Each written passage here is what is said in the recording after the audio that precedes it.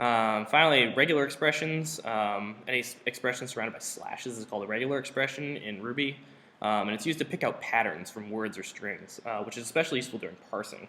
So, say, for example, you define this list of different food items, and you want to find a word in this list that has that starts with can, just this string can. If you make can a regular expression, and then put it in this block with the function find, you can then sort through this list and it'll return the first thing that has the can in it. So this is kind of a trivial example, but when you think about parsing, if you're parsing a huge amount of data, you need to know at what point, like which elements of this string are tags that you want to pick out and use as maybe their function definitions or keywords or whatever. You could pick them out in this way just using regular expressions pretty quickly without having to know exactly where they fall in the string, which makes interpreting pretty quick. So kind of concluding this presentation here, Ruby code is very readable and easy to understand. So, as we saw with a few examples, it's pretty easy to look at the code and understand what's going on.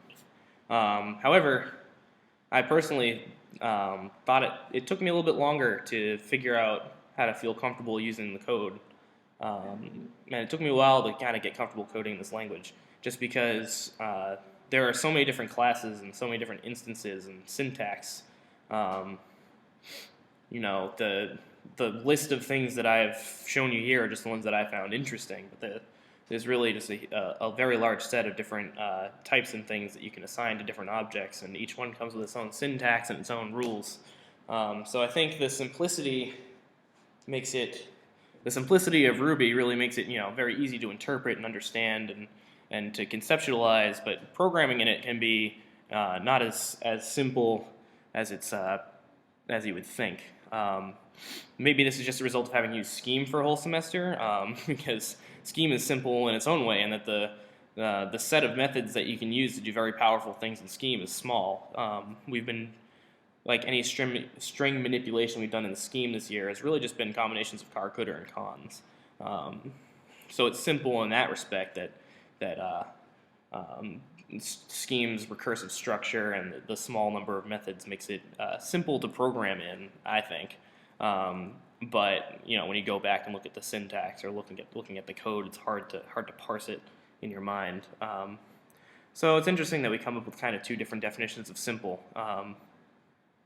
And I'd like to investigate kind of how other languages define themselves as being simple or as being efficient or easy to use. But yep, that's kind of all I've got for you. Thanks for listening.